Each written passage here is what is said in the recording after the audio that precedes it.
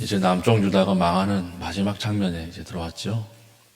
우리가 쭉 왕의 계보를 살펴보면 유다를 지탱하는 마지막 왕이 선왕 요시야 왕이었습니다. 우리가 불이 꺼질 때 한번 확 붙었다가 마지막에 팍 꺼지잖아요. 마지막 붙은 불이 요시야였어요. 요시야가 마지막 불꽃을 태우다가 요시야가 오래 통치를 했으면 좋았을 텐데 오래 통치를 못하고 애굽과 전쟁하러 나갔다가 전사하지 않습니까? 애굽과 전쟁하러 나갔다가 전사를 딱 하니까 그 다음 세워진 왕이 여호아하스였거든요. 그런데 이 여호아하스는 아주 똑똑했나 봐요. 애굽이 바로 폐위시켜 버립니다. 가장 짧은 기간에 폐위된 왕이 바로 여호아하스였죠. 이 여호아하스를 폐위를 시키고 누구를 세우느냐? 다음 애굽이 세운 왕이 여호야김이라고 하는 왕이에요. 여호야김. 그래서 이 여호야김이 애굽에게도 눈치를 보고 바벨론에게도 눈치를 보는 거예요. 그래서 그 여호야김 왕 때에 세계사적 사건이 하나 터지죠. 그게 뭐냐면 애굽과 바벨론이 정면으로 충돌하는 전쟁이었거든요. 갈그미스 전투라고 하는 것입니다. 세계사에서 아주 중요한 전투예요. 그때 이제 바벨론이라고 하는 나라가 힘을 얻어가지고 이제 막 그 근동 지방의 패권을 장악하면서 애굽과 부딪히는 전쟁이었거든요. 근데 거기서 초강대국 애굽이 집니다. 그러니까 지금 이 여호야김이라고 하는 이 왕은 지금 누구에게 붙어야 되나? 바벨론이 지금 이겼으니까 바벨론이 하라는 걸 다 하고 있는데 어디에 붙어야 될지 눈치만 보고 있는 거예요. 그런데 또 하나의 사건이 더 터져요. 그게 뭐냐면 갈그미스 전투에서 승리한 바벨론이 애굽을 이제 완전히 무너뜨리려고 치러 들어가는데 애굽이 그것을 방어해내는 거예요. 온 사활을 다 걸고 성을 방어했겠죠. 방어하고 이제 탁 돌아가는데 그때 여호야김이라고 하는 이 왕이 아직까지는 애굽인가 봐 이러고 애굽에 붙어버리는 거예요. 바벨론 왕이 화가 나가지고 이 여호야김을 끌고 가버리는 거예요. 돌아가면서 엉뚱한 데 화풀이를 한 거죠. 엉뚱한 데 화풀이를 하면서 이놈들이 바벨론 우리를 섬기다가 애굽으로 배신을 해 이러고 애굽을 정복하지 못한 왕이 돌아가면서 유다의 왕을 끌고 가버리는 것입니다. 그리고 나서 세운 왕이 여호야긴이라고 하는 왕이에요. 오늘 나왔던 왕이죠. 여호야긴 왕. 여호야긴 왕도요, 아주 눈치를 보는 왕이죠. 똑똑한 사람 세웠겠습니까? 똑똑한 사람 안 세웠을 거예요. 눈치를 막 보다가 또 누구를 의지하느냐면 또 애굽을 의지합니다. 선대 왕이 애굽을 의지하다가 끌려갔는데도 또 의지해요. 왜 의지했을까요? 그때 연합군이 일어났거든요. 주변에 모압이나 암몬 같은 나라들이 연합을 해가지고 이제 꼬시는 거예요. 여호야긴 왕을. 우리 연합군 구성해서 바벨론 치자. 그럼 우리 뒤에 애굽이 있고 애굽이 뒤를 봐주고 초강대국이니까 우리가 다 모아가지고 바벨론 치면 승산이 있다. 이렇게 이야기를 하니까 거기에 또 솔깃해가지고 그럼 이번에 바벨론 한번 소나기에서 벗어나 보자. 이래가지고 또 바벨론 배신하지 않습니까? 우리 여호수아가 아니고 누구죠? 눈물의 선지자 예레미야 할 때 예레미야가 제발 바벨론 건드리지 말고 애굽을 의지하지 마라 계속 얘기하지 않습니까? 그런데도 그 듣지 않고 또 애굽을 의지하는 거예요. 그러니까 애굽을 의지하는 그 순간에 바벨론 왕이 화가 난 거죠. 이젠 안 참는다 이러고 쳐들어오는 것입니다. 쳐들어와가지고 이제 또 여호야긴 이 왕을 끌고 가버리죠. 여호야긴이 본문 보니까 깜짝 놀라서 자기 어머니까지 앞세워가지고 사과를 합니다. 잘못했습니다. 봐주십시오. 이러는데 안 봐줘요. 끌고 가버리는 거예요. 그래서 끌려가서 바벨론에서 37년 동안 갇혀 있어요. 그리고 나서 마지막 세운 왕이 시드기야예요. 유다의 마지막 왕이에요. 시드기야 마따니아라고 하는 이 왕을 이름까지 고쳐가면서 시드기야라고 고쳐가면서 바벨론이 마지막 왕을 세우는데, 이 바벨론 왕 마지막 왕은요, 그 선대 왕이 애굽을 의지하다가 다 끌려가서 비참하게 되는 것을 보고도 또 누구를 의지할까요? 또 애굽을 의지합니다. 또 애굽을 의지해요. 그러니까 다시 쳐들어오는 거예요.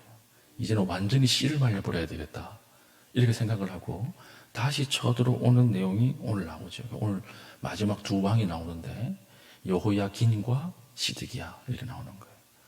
그래서 토성을 쌓았다 이렇게 되어 있죠. 토성을 쌓는데 고대 전쟁에서는 토성 쌓는 게 아주 비일비재했습니다. 성을 직접적으로 공격을 하면 너무 피해가 크기 때문에 이제 말려 죽이는 거예요.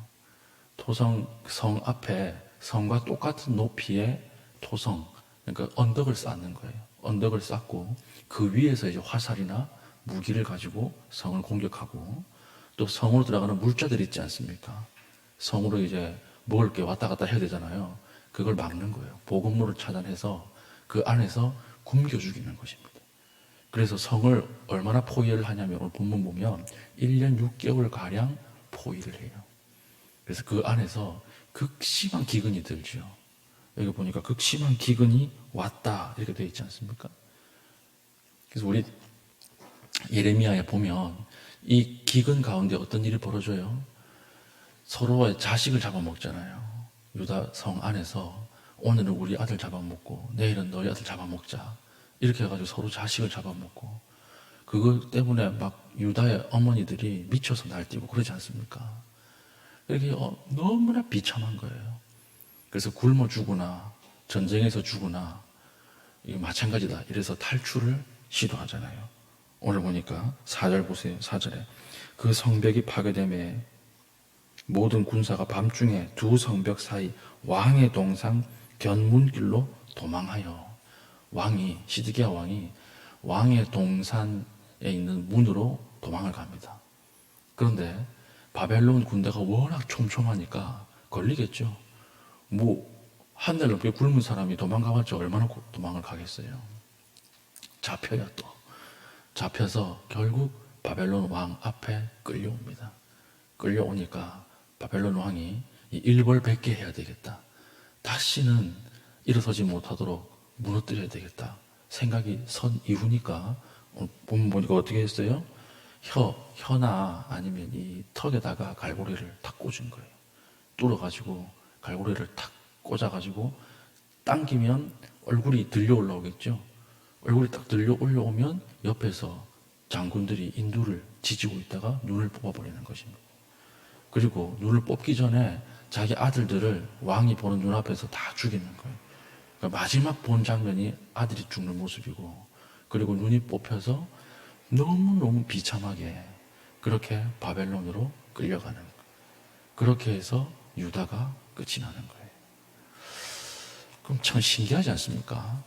하나님 그렇게 애굽 의지하지 마라 그랬고, 예레미야를 보내서 애굽을 의지하지 말고 하나님을 의지하라, 바벨론의 심기를 건드리지 말고 그냥 끌려가라, 다시 돌아오게 하겠다, 이렇게 약속을 해주셨는데 왜 그렇게 죽으라고 애굽을 의지했을까요?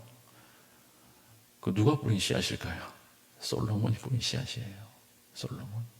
솔로몬이 나라가 부강하고 솔로몬이 잘 살게 되니까 가장 먼저 누구를 의지했습니까? 애굽을 의지하고 애굽에 있는 공주들을 들여와가지고 국가의 기반을 세우고, 애굽에서 말과 또 이 귀한 가축을 들여와가지고 동맹을 맺었죠. 그게 바로 그 결과가 애굽이 망할 때까지 남아있는 거예요. 왕 한 사람은 바벨론에게 우리가 항복하자, 바벨론 심기를 건드리지 말자 이렇게 생각을 했을 것입니다. 그런데 못한 이유가 뭐예요? 그 대신들이 친애굽 정책을 가진 대신들이 너무 많았기 때문에 그래요. 우리나라도 그랬지 않았습니까? 우리나라도 명나라 그 4대의 예를 다 해야 된다 이래가지고 그 당시에 청나라가 막 떠오르고 있는데 그걸 무시하고 끝까지 명을 의지하잖아요. 그래서 청이 화가 나가지고 우리나라에서 일어난 전쟁이 무엇입니까? 병자호란이잖아요. 병자호란. 병자호란에 얼마나 많은 백성이 죽습니까? 끝까지 명을 의지하고 그 4대 예를 다해야 된다고 하다가 결국 병자호란으로 인해서 나라가 망할 뻔하잖아요. 처음 솔로몬이 시작된 그 애굽을 의지하는 그 죄가 크고 자라고 넘어가서 마지막 유다를 무너뜨리는 그 일까지 벌어지게 되는 것입니다. 그래서 끝까지 애굽을 의지하는 거예요. 애굽이 도와줄 겁니다. 실제로 애굽이 도와주러 왔어요. 애굽이 시드기야 왕 때도 왔고요. 그리고 여호야긴 때 다 왔습니다. 그런데 바벨론 힘이 너무 강하니까 애굽이 쳐들어올 줄 알고 그 들어오는 길목에 전투병력을 배치해 둔 거예요. 싸우다 보니까 바벨론이 너무 강하거든요. 애굽 입장에서. 이제 국군이 기울어서 망할 나라인데 굳이 우리가 도와줘야 되나? 이러고 돌아가는 거예요. 힘이 있을 때 우방이고 힘이 있을 때 이 같이 동맹을 맺는 것이지 힘이 사라지면 어떤 우방도 없습니다. 그렇지 않겠습니까? 그러니까 우리가 유다 나라가 뭐라고 우리가 이렇게 많은 희생을 하면서 전쟁을 하러 가냐? 돌아가자. 이러고 돌아가 버려요. 시드기야는 애굽을 의지하다가 그냥 그대로 망하고 끌려가고 유다는 나라가 끝나버리는 거예요. 이걸 보면 중요한 게 있죠. 처음 솔로몬이 붙잡았던 그 애굽, 하나님을 의지하는 그 모습이 끝까지 애굽의 발목을 잡아서 망하게 했다라고 하는 것입니다. 우리에게 중요한 인사이트, 메시지를 주는 본문 아닙니까? 오늘 우리가 하루 하나님을 의지하지 않고 하루 하나님 앞에 제대로 살지 못하면 그 씨앗이 어떻게 돼요? 자란다는 거예요. 오늘 하루 하나님을 의지하고 하나님 말씀대로 살아가면 또 그 씨앗이 자란다라고 하는 것입니다. 오늘 우리로 하여금 하나님을 의지하지 못하게 하는 것이 무엇이 있습니까? 그것이 관계든지 사람이든지 돈이든지 아니면 육신의 힘이든지 우리가 가진 권력이든지 하나님을 의지하지 못하게 하는 것이 뭐가 있습니까?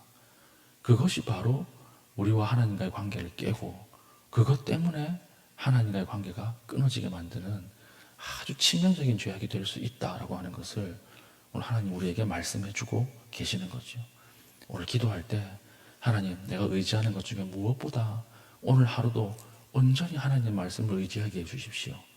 온전히 하나님의 뜻을 쫓아가게 해주십시오. 이렇게 기도할 수 있는 믿음의 신실한 주의 종 될 수 있기를 축복합니다. 아멘. 기도하겠습니다. 오늘 말씀을 가지고 기도할 때 하나님을 의지하지 않는 것이 있다면 단호하게 끊어버리게 하시고 하나님보다 더 의지하는 것이 있다면 오늘 우리의 의지하는 방향이 하나님을 향하게 하여 주시옵소서. 하나님 말씀에 순종할 수 있는 힘과 담대함 허락하여 주시옵소서. 기도하신 이후에 개인적인 기도의 제목을 가지고 기도하시고 자유롭게 돌아가시겠습니다.